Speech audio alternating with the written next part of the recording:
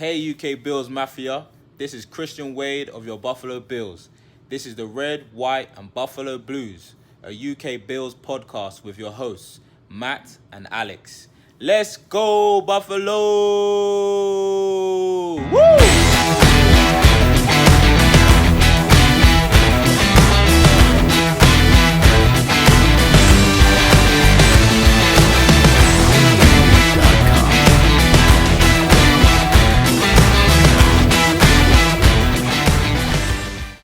Welcome to another episode of the Red, White and Buffalo Blues, a UK Bills podcast, all about the Bills with a UK twist. Matt and Alex, here as usual. Alex, we've got Stu from the Seahawks UK on the show. What are you feeling? Weird matchup against the Seahawks, a team that we don't see very often. So it's definitely going to be a situation of two teams feeling each other out. Weird stuff happens in these kind of matchups. So we'll talk to Stu about what to expect, what his expectations for the season are. We'll talk about what he feels about the Bills matchup, if he's worried about it, if he's confident about it. It's definitely an interesting perspective on a odd opponent. Yeah. So sit back and enjoy. If you're watching us on YouTube, turn the volume up if you're listening to us on our podcast platforms. And here's our interview with Stu from the Seahawks UK. Enjoy. And we welcome onto the podcast from the UK Seahawks. It's Stu. Stu, thank you very much for your time and coming on the podcast. No worries. I appreciate you reaching out and having us on to talk about a season which may not happen. Yeah, that's true. We definitely talked about that. So the question that I find most interesting that I want to ask everybody is, since I was from Buffalo, that's why I'm a fan. How does someone in the UK become a Seahawks fan? There's all different stories. I think I'm sure it's the same with Matt, where there's different generations. Like my generation is there's some from pre Super Bowl 40, but then there's quite a few obviously since 2012, 2013. But for me, the first game I remember watching when I started staying up far too late was the Seahawks. I think it was the Vikings. All I remember about it was on Channel 4, Channel 5 over here, and Sean Alexander went crazy for about 4 touchdowns, about 190 yards as well. It's 2003, 2004. I didn't really watch it religiously, but then from like 2006, he just like progressed, and then 5 years ago went over to Seattle for the first time, and I just kind of once you make that investment, it's kind of you're in too deep at that point. You're in, yeah. I remember Sean Alexander. He was a big favorite of mine. My first year playing fantasy football, he was my first round pick. Yeah, so I'll always remember that. I remember is I watched the game. It was Sunday night and Monday Night Football. I woke up the next day and I went on kitbag.com, and the only jersey they had was a 37 Alexander Reebok jersey. So I still got it somewhere, but that's like the first hiding in the closet. Quid. Yeah, doesn't fit me anymore either though. But never mind. No, I don't think any of mine do at the moment. Just hang it up. It looks good hanging up, so it's good. Yeah. Well, not to name drop after 40 seconds, but I've got a Walter Jones throwback one, which I'm lucky enough to struck up a connection with him over the last couple of years, and he signed it, and so I really can't wear it again. So if anyone knows a cheap place to get a frame, but that's why I want to kind of start doing with the old jerseys. Yeah. They don't fit, or I don't want to wash it. So yeah, right. I get that. Well, I mean, let's talk about obviously Seahawks. That's why we're on here. Obviously, talking Week 9 Seahawks at the Buffalo Bills. Big news for you guys: Jamal Adams. Is he worth the 2 first-round picks? And are you trying to rebuild the version 2.0 of the Legion of Boom? No. I think he answered that question brilliantly on his first press thing with the Seattle guys a few days ago. He said, like, he loves what they did. He respects what Earl and all that did. But him, Quandre, Shaquille, Trey, and maybe Quinton Dunbar, they're setting about creating their own legacy, creating their own path to being that in the same conversation. But like for me, like we haven't done a podcast of the UK guys since that, but there's definitely like a before Jamal and after Jamal kind of hopes and aspirations for the year, and like I'm all in. If like it's like the Seahawks haven't picked before 15 since 2012, and when they did, it was Bruce Irvin. So the price is a lot. I think the third round pick is more. I'm not too sure. Like, yeah, but like we were never going to get a player like Jamal Adams at the back end of the first round. The next 2 years, we're probably not going to get a Jamal Adams.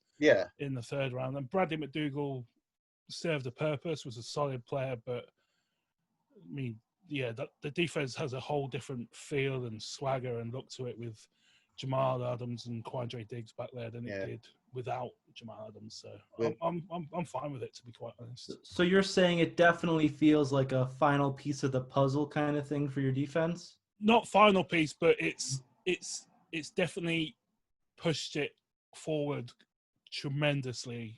Because obviously our pass rush is still a massive question mark. We signed Benson Mayowa, we signed Bruce Irvin, we drafted Darryl Taylor in the second round, but obviously Clowney is the big one. It's kind of what we expected to be there, but that's still up in the air. So if that, I think Clowney and or like a similar player, that would be the final piece, that defense. I see. But it's just I can't really. It's kind of like Bruno Fernandes was to Man United, I think, for that defense. He's kind of just took it on a different level, and he's kind of probably going to save Ken Norton his job come December. January. I don't get that reference. Sorry. It's just one player is just going to make such a massive difference. I'm taking you're a Man U fan then. No. I'm a Coventry City. I'm a Coventry City fan. That's fair enough. It was just a broad reference. I thought maybe, but be transatlantic. So you mentioned a little bit about your off season so far. So are you happy with the additions you've made, and like what's your overall confidence level going into the season? I mean, like I said a couple of minutes ago, I think there is definitely a before Jamal, after Jamal. Okay. I think that is a fork in the road. It was kind of. Like just go and pay Clowney. You only got 3.5 sacks, but he's incredible. He's incredible to watch. He's so disruptive. I mean, he got just like creates 40, pressure. Yeah, like he doesn't get the numbers, but just watching him is just a massive thing. So and then we signed every offensive guard, I think, on the free agent market as well. So we've got about 22 of them, I think, this last. Well, you just lost one of them to COVID. Yeah, but we've still got. I think it's like 45% of our roster are cool play left or right guard. But like the Jamal thing, I think, has kind of pushed it on a bit. But they've spent a lot of money, and there's still a lot of uncertainty around 90% of them. I think Bruce Irvin's going to do a job because he did before. Benson Mayowa, not too sure. We've changed centres, got BJ Finney there as well, but outside of that, it's kind of like you just throw it up in the air and hope it comes down. And you've also got Metcalf. He's pretty much going to be the X factor for you guys this year. I mean, there's talk of Antonio Brown, which I just want absolutely no part of at all. It'll be especially with the suspension now. So 8 games, but I mean, Antonio Brown nothing to do for 8 weeks is slightly concerning. Josh Gordon is still in the area, so I mean, if it's Josh or AB, Josh Gordon is just so much more palatable than the whatever Antonio Brown could bring. But they spent a lot of money, and there's still a lot of question marks. But I think that's kind of been forgotten somewhat with the Jamal Adams. Position. And you had a decent enough draft, didn't you? Yeah. You got some good service. You got some good players there for the obviously for the future. Any they're going to come in and make a bit of an impact. Yeah, well, it's another. It's another reason why the trade gives up 2 first round, because Jordan Brooks was our first round pick at 27, 28, and he's probably not going to play. He's definitely not going to play all 3 downs. So it's kind of like, if that's what you get for your first, like first round pick last year. I think he was active for like 3 games. I think he had like a tackle for a loss. Yeah. So, but I think he's definitely with the view that KJ Wright has probably got a year left. Bobby Wagner may not have. I mean, Pete Carroll is somewhat averse to 31 and overs, it seems. So it's going to be interesting with him in a couple of years. But after that, Darryl Taylor looks like Cliff Averill. Cliff Averill was massive on him as well when we had him on our podcast a few weeks ago. Then Damian Lewis was a 3rd round pick, I think. I think again, after he's a guard who looks and that he just looks like he's just meant to play for the Seahawks. And after that, it's again just kind of up in the air. I mean, the tight end we got in the 7th round, Stefan Sullivan, looks fun, and he seems to be fun in a couple of media calls. But the first 3 picks again have the easiest path, I think, to make an impact, especially Darryl Taylor with still no Clowney. Yeah. So last year in games you were 7-1 away games. You're also 5-3 versus teams with good defenses. Is there anything about the Week 9 game coming up against the Bills that you're worried about, or you think could swing the game either way? Well, I think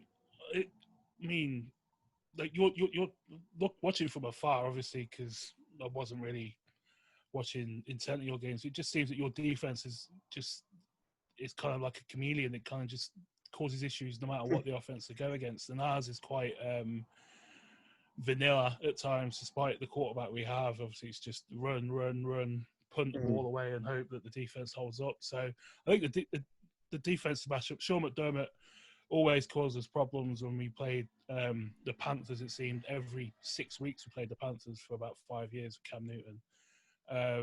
Then on the offensive side, Stephon Diggs is that might be my favourite off-season move any team's made. I think it's absolutely perfect. Yeah. I mean, he gets out of Minnesota, which is kind of, I'm not too sure what's going on down there. But yeah, Stephon Diggs with John Brown, and then obviously you got your running backs as well. So the offense could cause us some issues, especially if we don't get to and pen in your quarterback. Because I think when we played the Vikings a couple of years ago, I think we triple covered Stephon Diggs, which obviously is not ideal when you got John Brown on the other side of the field. So it's not when the schedule first come out, I jumped on the American Seahawks pods and I was like, if we can win that, then we've so won. I think that's a game which you kind of a win is a Brucey bonus, I think. Yeah, exactly. I mean, it's going to be interesting. I mean, obviously, as you say, you got a pin in Josh Allen. Obviously, he can escape with his legs. He can beat you in the air, especially short to medium range. Yeah. How was your defense against running quarterbacks? Do you think that you can hold him in, you can pin him in to keep him in that pocket to allow your pass rush and your secondary with new Jamal Adams trying to hawk him off? Well, I've been to Seattle. How many times have I been to Seattle? 4 times? And 3 of those times is I went to the Buffalo game 4 years ago on Monday Night Football, and Tyrod Taylor and Robert Woods annihilated us. So we won, but I mean, I think Robert Woods had like 180 yards that night, and Tyrod Taylor just ran around like he was playing. It was a good first half, but yeah. Found a way to and then lose. The year before that, it was Carolina, and Cam Newton was Cam Newton. And then last year I went to the Ravens game, and Lamar Jackson just broke every single one. Tough game to go to. 65. I mean, watching Lamar. I mean, obviously Lamar and Josh Allen aren't as well. Hopefully, no, he's in his class all by himself. Yeah, I mean, it was just incredible. Like the person I watched it with was like, "Yeah, we still got a chance." Like, no, we haven't. He's going to get 8 yards here. Oh, there he goes. He got 15. So yeah. But I think so. The mobile quarterbacks weirdly do seem to cause us some issues, but the defense last year was.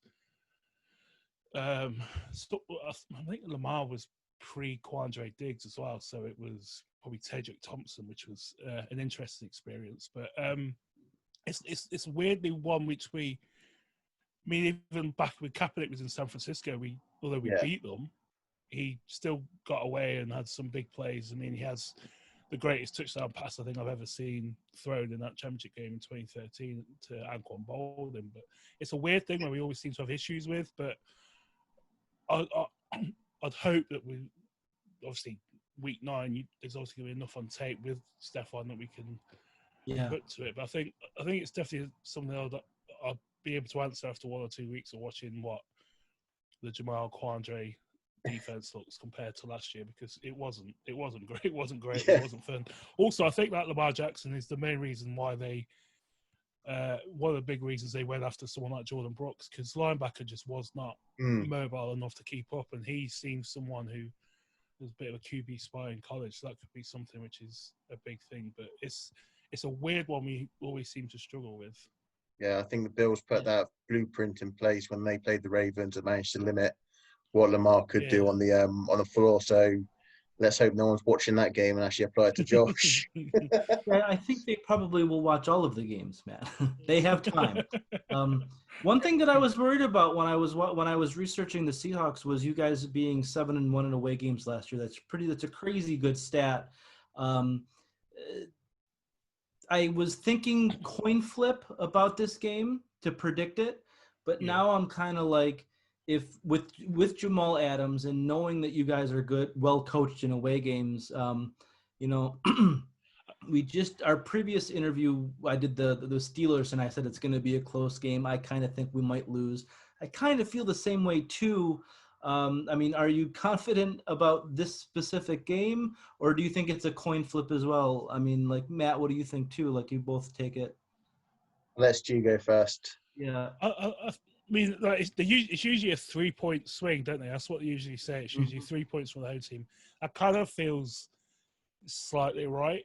Obviously we're talking a few weeks out, but like I said, I think if we can win in Buffalo, that's a Brucey bonus. That's one which you'd be happy to get, but you're not banking everything on getting, especially with what we have either side of it as well. But it's one I don't have a glowing feeling about. Last year was a weird year. We were 4-4 at supposedly the best home field advantage in the league, and went 7-1. And we played in Philadelphia and all over the shop. Carolina, we played all over the country last year. We won 7 games. And then we won in Philadelphia in the playoffs as well. So it was a weird year. So that's going to correct itself somewhat, I'd expect, especially with.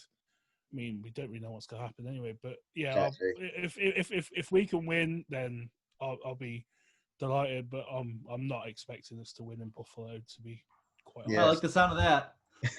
All right. Last week, when we did the Steelers, I actually I was confident that we were going to win on this one.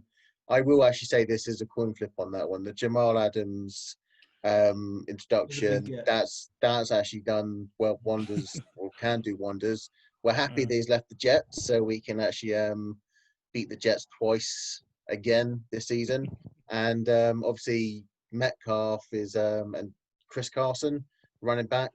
I think they can, on the day, can really cause problems for any team. And obviously Russell Wilson, you've got to make sure you stop him running as well as actually throwing. So he's obviously, hopefully the Bills put the same blueprint they put in for Lamar Jackson last year for Russell Wilson. And we can is Russell still running? I know he's kind of getting up there in years. Well, not by design. He kind of has to quite a lot last year. The offensive line.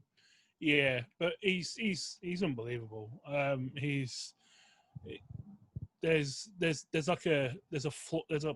an 8 or 9 win floor to every Seahawks season that guy plays quarterback in, because he's unbelievable. Like, some of the things he can do, the way he just drags teams. Like, some of those wins, the close wins we had, were because of him. They weren't because of failings on the offense or on the defense. Like, they were just mainly just because he willed them to existence. So he's ridiculous. I was completely wrong about DK Metcalf. So was I. So was I. He's going to be a 1,200 yard receiver this year, I think. He definitely lived up to his pre-combine kind of hype. But getting him at 63 is just, it's going to look ridiculous. and then Chris Carson, Rashard Penny probably isn't going to play. I'll be amazed if he's playing by week 9. His recovery is going well, but it's 8 months from when he did his knee, and we just put Carlos Hyde in as well. So again, running game's a bit up in the air because Carson has a bum hip and likes to fumble the ball quite a bit as well, which is a concern. But yeah, I'm not looking for. I don't think we have a great record in Buffalo. So last time we played Buffalo on the road, we played in Toronto, and I think we scored 53-16 or something ridiculous. No, yeah, you wiped the floor of that. Yeah, but I don't think we have a good record in Buffalo. The only Seahawks game that I can remember against Buffalo is the Drew Bledsoe game, early 2000s. I think Willis McGahee scored 4 touchdowns. It was insane. I think there was a special teams touchdown as well. Fake field goal. I'll always remember that. I don't know why, but I think I remember that because we had like 4 years of that with Jeff Fisher in St. Louis as well. So obviously, thank you very much for your time, Stu. Nice. No worries, thank you. Is there anything? Where can people find you? When have you got anything lined up? You mentioned some of the pod. You got a UK Seahawks pod. Yes, we have a UK Seahawks pod. Myself and one other guy, Adam. We've been doing that. 5 years. I don't know. We've got about 120, 130 episodes in. We haven't done one for a few weeks because before Jamal Adams, nothing happened for about 6 weeks. But we've had Cliff Averill on, Mina Kimes, she came on, Mark Robinson. Who else we have? We've had lots of pretty cool people. It's good fun. So that's the Pedestrian Podcast. It's on iTunes, Spotify, Podbean. Our UK group on Facebook is UK Seahawks fans. On Twitter, it's Seahawks UK, which we try and throw all the pods go up as well, and try and get some conversation with all the other UK groups and all the other fan groups along the way. But yeah, massively do appreciate you guys having this on and let me ramble on about Jamal Adams and Russell Wilson for 20 minutes. Well, we'll wish you good luck for the season, but just not week 9. Not week 9. Yeah. Ditto. I think. Also, maybe the 2 weeks against Bill Belichick because that's always funny to watch. Yeah, that's true. That's true. Yeah, anyway, no matter what happens with the Patriots, we always need the luck. So yeah. So Stu, thank you very, very much for your time on the show. Thank you. Thank you. Take care. Let's go make some noise now. Let's go. Go make a run. No more. Bills on 3. 1, 2, 3. Bills! Hey UK Bills fans, Matt here. Just thanking you for watching and subscribing to our YouTube channel and our podcast. What I ask for you to do, follow us on Twitter, Instagram, Facebook, follow these links here, and also continue to subscribe, review, support us on our podcast, which you can find on all platforms, and also continue to subscribe to the UK Bills YouTube. Let's grow this UK fan base, spread the word, and I will say this: go Bills, go Bills. The Bills make me want to shout.